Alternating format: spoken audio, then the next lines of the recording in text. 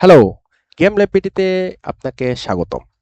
আজকের ভিডিওতে আমরা দেখব ইউনিটির ক্যানভাসের রেন্ডার মোডের স্পেসিফিক্যালি ওয়ার্ল্ড ক্যানভাস সম্পর্কে। সো আমরা যদি ইউনিটিতে এখানে কোনো একটা ক্যানভাস ক্রিয়েট করি, তাহলে তার ডিফল্ট হিসেবে আপনি যখন এখানে ক্যানভাসে আসবেন, ক্যানভাসে আসার পরে দেখবেন যে এখানে রেন্ডার মোড নামে একটা অপশন আছে।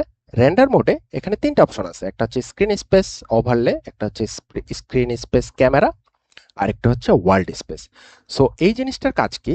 এই জিনিসটার কাজ হচ্ছে স্ক্রিন স্পেস ওভারলে যখন আপনি ইউজ করবেন, এটা বেসিক্যালি হেডস আপ ডিসপ্লে বা হার্ড, আমরা যে মেইন মেনু বা হার্ড বা হচ্ছে পজ মেনু বা সেটিংস মেনু, স্ট্যাটিক স্ক্রিন ওভারলের জন্য বেসিক্যালি এটা ইউজ করা হয়। লাইক ধরেন আপনি এখানে প্লে বাটন দিচ্ছেন, এখানে মেইন মেনু বা একটা হার্ড থাকলো, বা এখানে কয়েন কতগুলো সেটা দেখালো, প্লেয়ারের লাইফ দেখালো। সো সেই জিনিসগুলো যখন আমরা দেখাই, মেইন মেনু যখন ডিজাইন করি, তখন বেসিক্যালি হচ্ছে আমরা স্ক্রিন স্পেস ওভারলে আমরা ইউজ করি।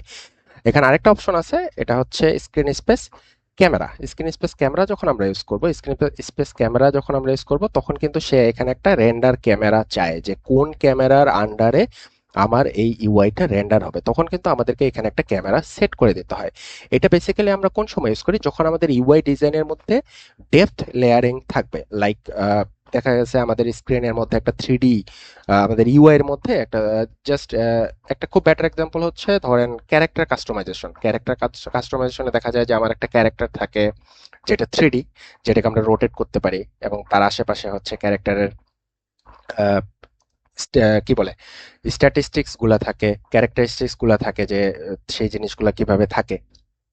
সো ওই টাইপের সিচুয়েশনের জন্য বেসিক্যালি হচ্ছে আমরা ইউনিটি যে ক্যামেরা মোড আছে সেটা আমরা ইউজ করি। এটা একটা ভালো এক্সাম্পল আমরা দিতে পারি কিভাবে। এখানে ছবিতে যদি আমরা দেখতে চাই যে unity space screen space camera basically হচ্ছে কোন সময় সবচেয়ে বেশি কাজ করে, যখন আপনার ইউ এর মধ্যে ডেপথ লেয়ারিং থাকতেছে। লাইক আপনি পার্টিকেল দেখাতে চাচ্ছেন, আপনি হচ্ছে থ্রি মডেল সেট করছেন, থ্রি মডেল দেখাতে যাচ্ছেন। লাইক এখানে দেখেন, এই ইমেজটা দেখেন।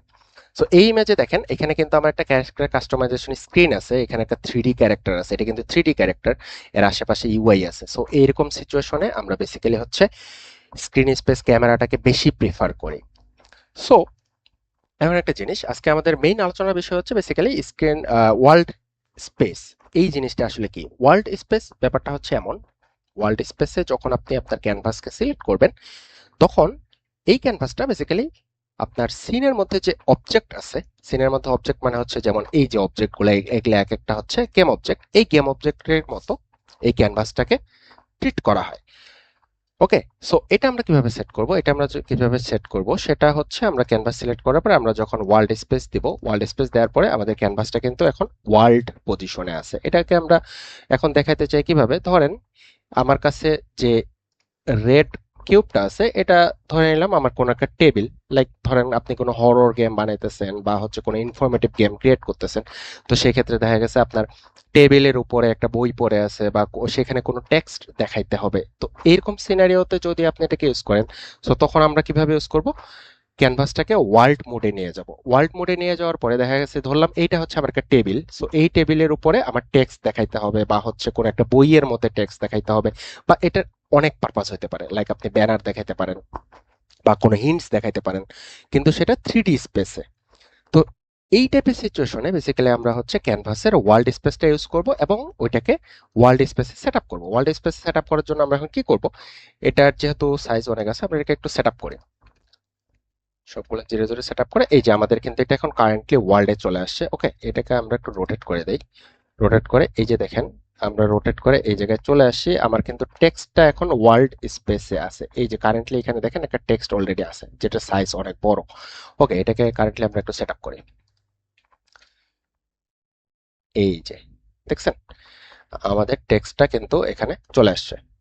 ওকে, সো এখন এখানে মোস্ট ইম্পর্টেন্টলি যে জিনিসটা করতে হবে সেটা হচ্ছে, এই যে দেখেন আমাদের টেক্সটটা কিন্তু কারেন্টলি একটা থ্রি অবজেক্টের মতো বিহেভ করতেছে। থ্রি অবজেক্টের মতো বিহেভ করতেছে, সেটাকে আপনি ডান বাম যে কোনো পাশে হচ্ছে মুভ করাইতে পারেন। এটাকে একটু ছোট করে নেই। ওকে, এই যে দেখেন, so this is our world canvas, এবং আমাদের যে টেক্সটটা এটা হচ্ছে কারেন্টলি থ্রি স্পেসে আছে, এবং চাইলে আপনি এটাকে আপনার ইচ্ছে মতো সাজায় নিতে পারবেন, যে আপনি কিভাবে এটাকে বসাইতে চান। সো এটা এখন সাইজ অনুযায়ী দেখা গেছে আমার এতটুকু জায়গায় টেক্সট দরকার, বা আরো বড় দরকার, বা আরো ছোট দরকার। সেক্ষেত্রে হচ্ছে আপনি এটাকে সুন্দরভাবে আপনার মতো করে সাজিয়ে নেবেন। দেখেন এখন এটাকে আপনি কিভাবে বুঝবেন? ওকে, দেখেন এই টেক্সটটাকে যদি আমরা নিচে নামাই, দেখেন এটা কিন্তু কিউবের মধ্যে হারায় গেছে। ওকে, গ্রেট। আমি যদি এটাকে এখন সাইডে নেই, এই যে দেখুন তার অর্ধেক টেক্সট হচ্ছে বাইরে আছে যেটাকে আমরা দেখতে পাচ্ছি, অর্ধেক টেক্সট যেটা লেখা আছে সেটা হচ্ছে আমরা অবজেক্টের ভিতরে আছে। So it's working like a 3D object in the scene. So এইভাবে আপনি হচ্ছে এটাকে ইউজ করতে পারেন। এটার ইউজ কেস বেসিক্যালি হচ্ছে আপনার 3D ওয়ার্ল্ডে যখন কোনো টেক্সট দেখাইতে হবে, সেই অবস্থায় আপনি সেই টেক্সটটাকে আপনি এমন একটা ক্যানভাসের মধ্যে সেট করবেন, যেই ক্যানভাসটা বেসিক্যালি হচ্ছে ওয়ার্ল্ড ক্যানভাস। এখানে আপনি একটা ইভেন্ট ক্যামেরা সেট করে দিতে পারেন যদি আপনার দরকার হয়, আপনার প্রয়োজনের জন্য। এটা নট নেসেসারিলি যে অ্যাড করতেই হবে। সো ওয়ার্ল্ড ক্যানভাস, ওয়ার্ল্ড স্পেসে সেট আপ করার পরে এখানে আপনি আপনার ইচ্ছে মতো টেক্সট বা এখানে আদার্স যে এলিমেন্টগুলো আছে লাইক বাটন, ইউনিটির যে আদার্স ইউআই এলিমেন্টগুলো আছে সেই জিনিসগুলো আপনি ওয়ার্ল্ড স্পেসে সেট আপ করতে পারবেন। সো দিস ইজ বেসিক্যালি ইট। দেখা হবে পরবর্তী ভিডিওতে। ভালো থাকবেন সবাই।